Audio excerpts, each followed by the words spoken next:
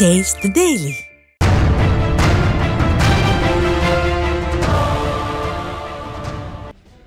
செங்கல்பட்டு மாவட்டம் சிங்கப்பெருமாள் கோவில் அருகே வீட்டின் பூட்டை உடைத்து 35 சவரன் தங்க நகைகள் கொள்ளையடிக்கப்பட்ட சம்பவம் அதிர்ச்சியை ஏற்படுத்தியுள்ளது. திருக்கச்சூர் ஈஸ்வர நகரைச் சேர்ந்த முருகையன் தனது குடும்பத்தினருடன் உறவினர் வீட்டிற்கு சென்றுவிட்டு திரும்பியுள்ளார். அப்போது அவரது வீட்டின் பூட்டு உடைக்கப்பட்டு பீரோவில் இருந்த 35 சவரன் தங்க நகைகள் 3 லட்சம் ரூபாயை மர்ம நபர்கள் கொள்ளையடித்து சென்றதை அறிந்து அதிர்ச்சியடைந்தார். மறைமலை நகர் காவல் நிலைய சோதனை சாவடி அருகிலேயே கொள்ளை சம்பவம் நடந்துள்ளது மக்களிடம் அச்சத்தை ஏற்படுத்தியுள்ளது. விடியா திமுக ஆட்சியில் ஏவல் துறை ரோந்து பணிகளை மேற்கொள்ளாததால் குற்றவாளிகள் துணிந்து கொள்ளை சம்பவங்களில் ஈடுபடுவதாக மக்கள் குற்றம் சாட்டினர். தமிழகத்தில் 50 ஏடிஎம்களில் லட்சக்கணக்கான ரூபாயை கொள்ளையடித்த உத்தரகாண்ட் கொள்ளையன் குறித்து வழக்கு பதிவு செய்ய தமிழக ஏவல் துறை மறுப்பதாக குற்றச்சாட்டு எழுந்துள்ளது. சென்னை, மதுரை, கோவை உள்ளிட்ட நகரங்களில் 50க்கும் மேற்பட்ட ஏடிஎம்களில் உத்தரகாண்ட் மாநிலத்தைச் சேர்ந்த நபர் லட்சக்கணக்கான பணத்தை கொள்ளையடித்து சென்றதாக கூறப்படுகிறது. இதுகுறித்து சிசிடிவி ஆதாரங்களோடு புகார் அளித்தும் கூட கோவை, சென்னை போன்ற நகரங்களில் புகார் பதிவு செய்ய ஏவல் துறை மறுத்துள்ளது.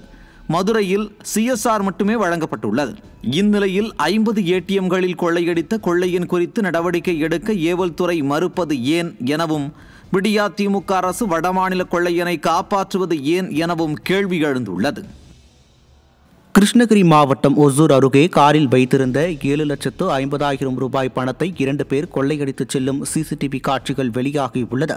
நெசவு தொழிலாளி ஆறுமுகம் என்பவர் பாகலூரில் பத்திரப்பதிவு செய்ய வந்தபோது தனது காரில் வைத்திருந்த 7,50,000 ரூபாய் பணம் திருடு போனதாக புகார் தெரிவித்தார். ஒரு மாதமாக குற்றவாளிகளை பிடிக்க முடியாமல் திணறி வந்த விடியா ஸ்டாலின் மாடல் அரசின் காவல்துறை தற்போதுதான் சிசிடிவி காட்சிகளை வைத்து குற்றவாளியை தேடி வருகிறது என அவர் வேதனை தெரிவித்தார்.